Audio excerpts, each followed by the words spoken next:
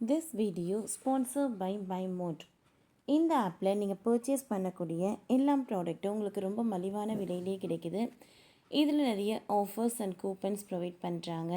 So இதோட link உங்களுக்கு டிஸ்கிரிப்ஷனில் கொடுக்குறேன், யூஸ் பண்ணி பாருங்கள். ஸ்விக்கி, ஜொமேட்டோ நிறுவனங்களுக்கு வேட்டு வைக்கும் ஜிஎஸ்டி. பேக்கிங் கட்டணத்தால் புதிய பிரச்சனை. இந்தியாவில் ஸ்விக்கி, ஜொமேட்டோ உள்ளிட்ட செயலிகள் வாயிலாக உணவு ஆர்டர் செய்யும் போக்கு அதிகரித்து வண்ணம் தான் இருக்கிறது.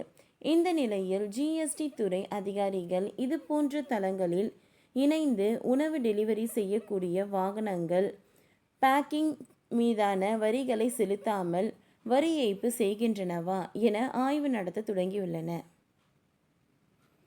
இந்தியாவில் 2017 ஜூலை 1ஆம் தேதியில் இருந்து ஜிஎஸ்டி சட்டம் நடைமுறையில் இருக்கிறது.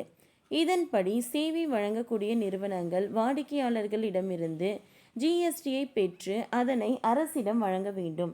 இந்த வகையில் வாடிக்கையாளர்களாக நாம் ஆன்லைன் செயலி வாயிலாக உணவு ஆர்டர் செய்யும் போது உணவு டெலிவரி மற்றும் பேக்கேஜிங் ஆகிய மூன்றிற்கும் கட்டணத்தை செலுத்துகிறோம்.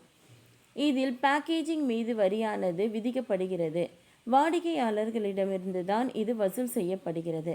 ஆனால் பெரும்பாலான உணவு நிறுவனங்கள் இந்த பேக்கேஜிங் கட்டணங்களுக்காக பெரும் வரியை அரசிடம் வழங்காமல் வரி ஏய்ப்பு நடவடிக்கையில் ஈடுபடுவதாக ஜிஎஸ்டி அதிகாரிகளுக்கு சந்தேகம் எழுந்துள்ளது. இதனை அடுத்து ஜொமேட்டோ போன்ற தளங்களில் இணைந்து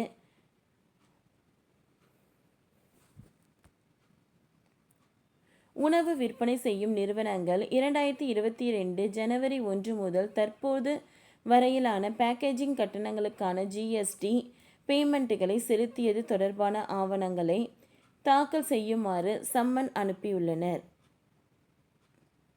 ஜிஎஸ்டி சட்டத்தின்படி நாம் ஒரு பொருளை வாங்கும்போது அதனை பேக் செய்து நமக்கு டெலிவரி செய்கிறார்கள் என்றால் அதில் இருக்கும் முக்கியமான பொருளுக்கு பொருந்தக்கூடிய வரிதான் வரியாக விதிக்கப்படும். ஆனால் இந்த பேக்கேஜ் கட்டணம் தனி கட்டணமாக காண்பிக்கப்பட்டு பின்னர் தான் மொத்த கட்டணத்தில் சேர்க்கப்படுகிறது.